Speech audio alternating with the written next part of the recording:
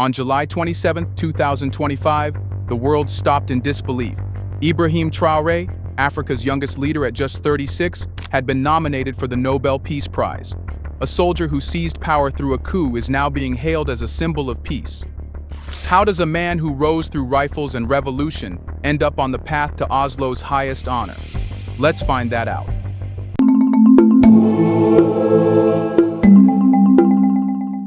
When the Norwegian Nobel Committee gathered in Oslo on July 27, 2025, the international press expected the usual round of names: activists, human rights defenders, perhaps a diplomat involved in a ceasefire agreement. But what came out of that hall sent shockwaves far beyond Norway. Ibrahim Traoré, the 36-year-old interim president of Burkina Faso, a leader better known for overthrowing a failing regime than for signing international treaties, had been nominated for the Nobel Peace Prize. The announcement was delivered in the dry, measured tone of the committee's secretary, yet it hit like thunder. Journalists present in the room exchanged startled glances, while live broadcasts carried the news into homes and government offices across the globe. Within hours, headlines blazed: Africa's youngest president nominated for Peace Prize, from coup to Nobel. Oslo names Traoré among contenders. Social media erupted in debate. Was this the dawn of a new understanding of peace, or a dangerous rewriting of it? For ordinary Burkinabe citizens, the news was electrifying. Crowds reportedly gathered in Ouagadougou's Revolution Square, waving flags and chanting Traoré's name, as though the nomination itself was already a victory for their struggle. In cafes and marketplaces, people spoke with pride. For once, Burkina Faso was not in the news for insurgent attacks or poverty statistics, but for global recognition. A young man interviewed by a local station said, "The world finally sees what we see. He fights for us, not for himself." Beyond Burkina Faso, reactions were more complicated. Across Africa, many leaders welcomed the nomination as a symbolic shift. In Bamako and Niamey, governments facing similar insurgent crises saw it as validation that homegrown solutions, rather than endless dependency on foreign troops and donors, could earn global respect. Pan-African commentators hailed the news as a turning point, a sign that Africa was no longer simply the stage for international aid experiments, but was beginning to redefine peace on its own terms. In the West, however, the reaction was split. Some politicians and analysts praised the committee for acknowledging practical peace efforts that had reduced violence on the ground. Others bristled, suggesting that awarding a coup-born leader could legitimize military takeovers. Newspapers in Paris, London, and Washington carried skeptical headlines, framing the nomination as controversial. Yet even in those criticisms, there was an underlying acknowledgement. Something remarkable had taken place in Burkina Faso, enough to merit the attention of the world's most prestigious peace institution.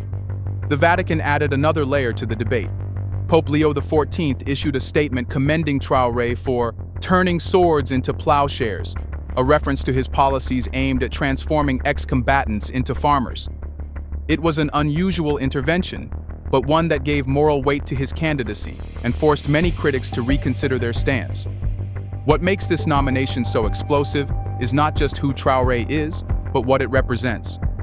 The Nobel Peace Prize has traditionally gone to figures who fit a certain mold: activists like Malala Yousafzai, negotiators like Yasser Arafat, reformers like Nelson Mandela. Traoré's story does not align with these conventions. He is young, unpolished, and rose to power through force rather than consensus. Yet the committee's recognition suggests that peace today may be defined less by conference tables and treaties, and more by what leaders accomplish in the daily survival of their people.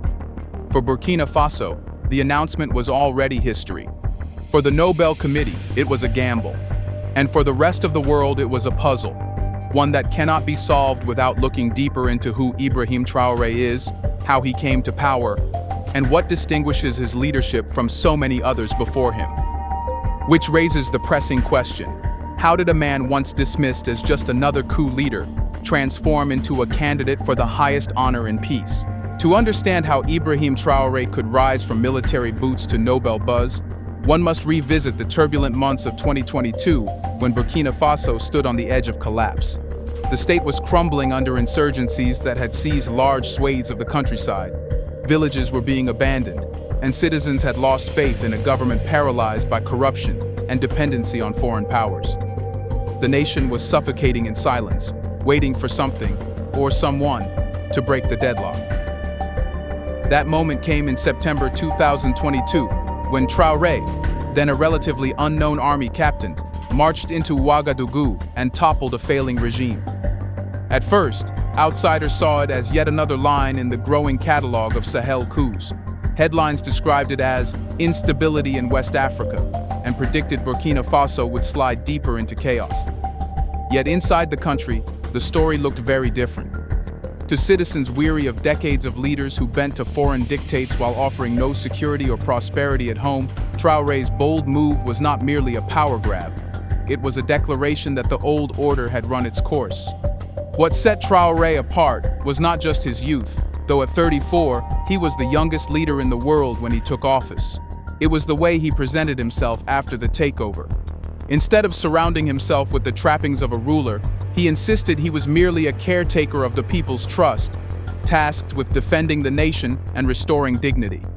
He appeared in simple fatigues, speaking in blunt language that ordinary Burkinabé understood. "I am not here for power," he told supporters at one rally. "I am here to defend this land and its children." Such words resonated in a country where politicians had long spoken in abstract promises but delivered little. Traoré's vision also marked a break from the script of dependency that had kept Burkina Faso tethered to foreign capitals. Rather than continuing to rely on France and other Western partners for security, he began advocating for self-reliance and sovereignty. He expelled French troops who had operated in the country for years, arguing that their presence had not stopped insurgent advances.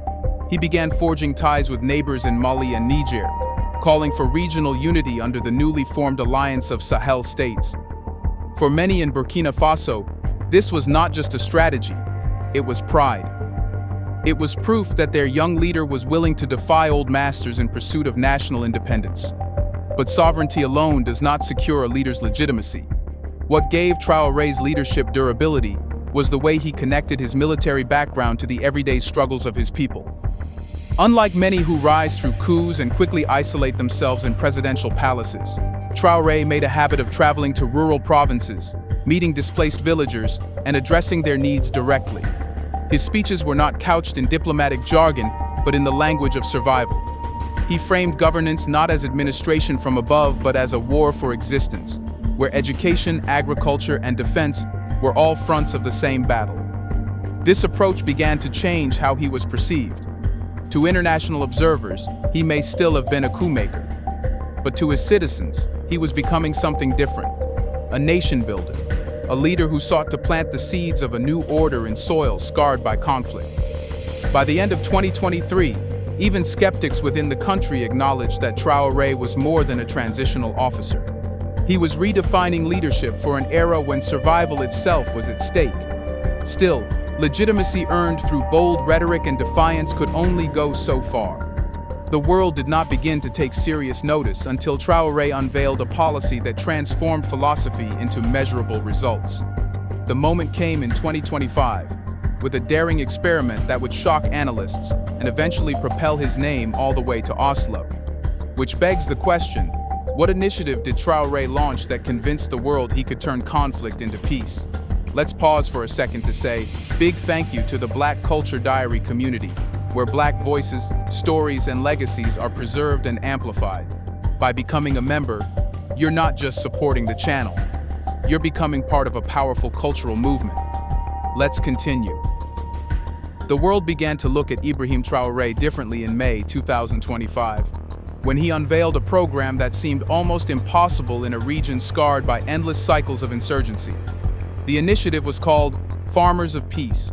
It did not rely on drones, foreign troops, or peace conferences in European capitals. Instead, it asked a simple yet daring question. What if the very men who had once carried rifles could be persuaded to carry seeds? For years, the Sahel's conflict had been described in purely military terms. Militants versus armies, insurgents versus states. Traoré challenged that framing.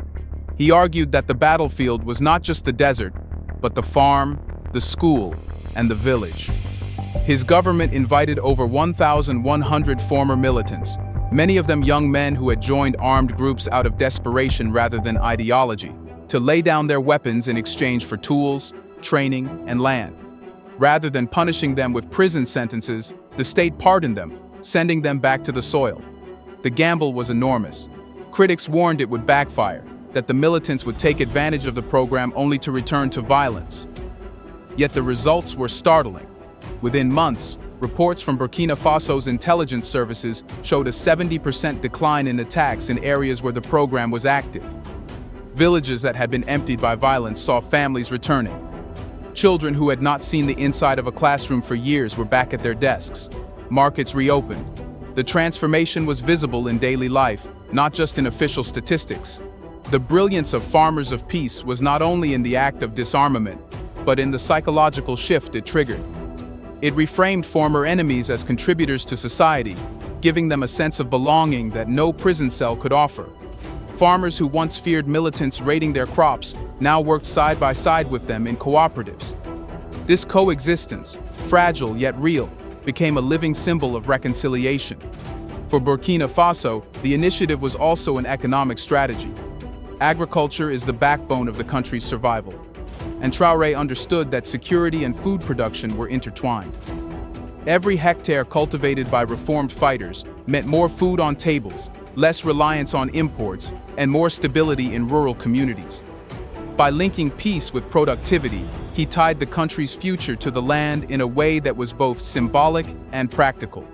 The international community could not ignore what was happening. Humanitarian organizations that had grown accustomed to distributing aid in conflict zones suddenly found themselves observing villages managing their own recovery. Journalists who traveled to these areas reported a different kind of story. Fields of maize where there had once been burnt-out homes, or classrooms filled with laughter in towns that had only known silence. The initiative became a talking point in global policy circles, with some analysts calling it the most innovative grassroots peace model of the decade. Yet not everyone was convinced. Skeptics argued that Farmers of Peace might only provide temporary calm, that reintegration programs were notoriously difficult, and that militants could revert to violence. Others worried that celebrating such a policy overlooked the fact that Traoré still governed under a military transition. But for many ordinary people in Burkina Faso, and increasingly for observers beyond Africa, the undeniable reduction in violence stood as proof that peace could be cultivated in unconventional ways. The question this program raised was far larger than Burkina Faso.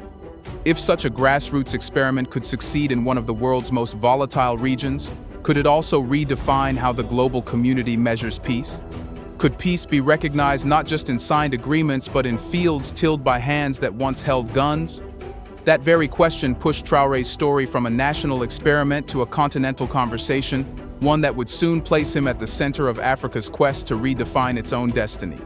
Here's a reminder to please like and share the video and subscribe to our channel to watch more videos on Black culture, history, civilization, and identity. Let's continue now. The success of Farmers of Peace did not remain confined within Burkina Faso's borders. As reports of villages returning to life and classrooms reopening reached neighboring states, the program began to be discussed as something bigger than a local experiment. It was being interpreted as part of a new African philosophy of peace, one that stood in sharp contrast to decades of externally designed interventions. For too long, African conflicts had been mediated through frameworks built in Western capitals. Peace was often reduced to international summits, press statements, and UN missions that left communities feeling like passive spectators in their own fate. What Traoré's initiative suggested was something radically different, that peace could be forged at the grassroots in ways rooted in culture, survival, and self-reliance. Instead of waiting for external mediators, Burkina Faso had crafted a solution with its own hands. This message resonated deeply in the Sahel. In Mali and Niger, governments struggling with similar insurgencies took notice. Leaders there saw Traoré's example as validation of their own rejection of Western security models. In Bamako, commentators spoke of a Sahelian Renaissance, a movement that sought not just independence from colonial-era economic and military arrangements, but the rebirth of confidence in African problem-solving. Across the continent, activists and intellectuals began framing Traoré's nomination as more than a personal achievement. It was seen as a symbol of Africa's right to redefine global narratives. Why, they asked, should peace only be recognized when written into Western treaties? Why shouldn't Africa's own experiments, however unconventional, be given equal weight, especially when they produce results? For many Africans, the Nobel nomination felt like a rare acknowledgement from the international community that their continent was not simply a battlefield, but a laboratory of solutions. Even beyond Africa, the symbolic power of Traoré's model reached unexpected places. In Latin America, where communities had long grappled with guerrilla violence, commentators drew parallels between ex-militants becoming farmers in Burkina Faso and similar reintegration efforts in Colombia. In Asia, policy think tanks studying rural development cited Farmers of Peace as an example of how agriculture could double as a peace-building tool. The model's simplicity gave it universal appeal. It could be understood not as Burkinabe policy, but as a human response to conflict that transcended borders. Not everyone was comfortable with this shift. In Europe and North America, debates raged. Critics worried that celebrating Traoré risked sending the wrong message, that coups could be rewarded if followed by populist policies. Editorials in Paris and Washington questioned whether Oslo was setting a precedent that undermined democratic norms. Yet, even these critiques betrayed an underlying truth. The West was being forced to reckon with the reality that Africa was beginning to write its own playbook. The Vatican's intervention only amplified the sense of global shift. Pope Leo XIV's statement praising Traoré for transforming warriors into workers echoed across media platforms.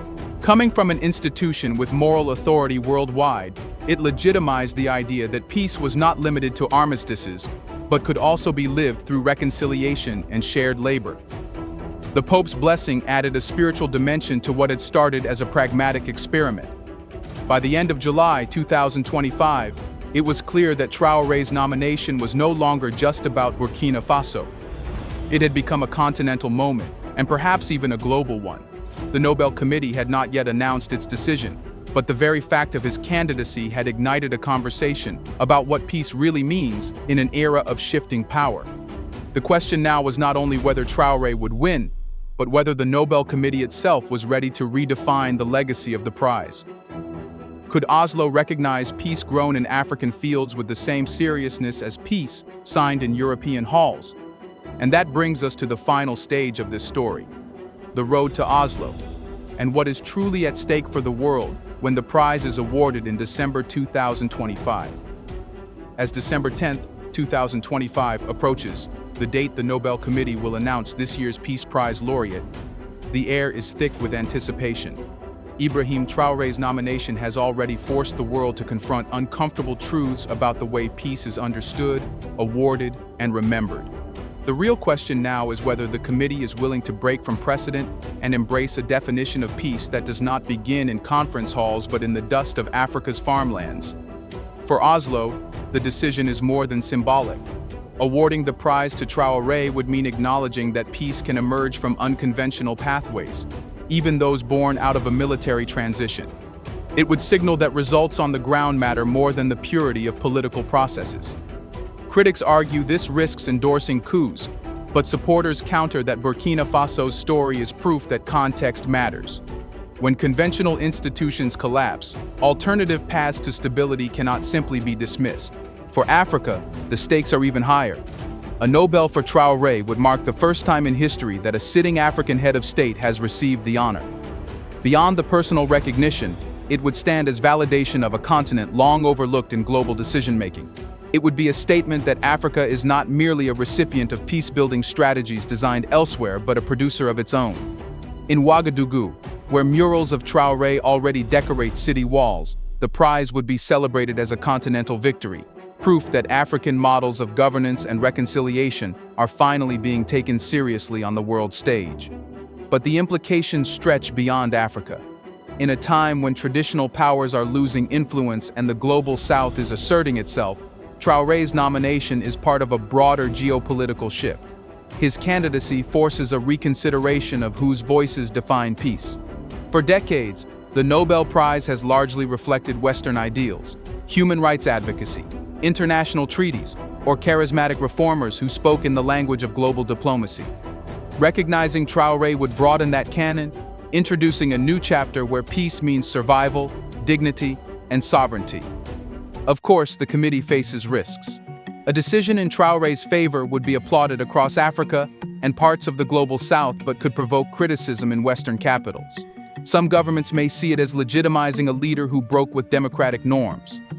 Others may interpret it as a challenge to the dominance of Western peace frameworks.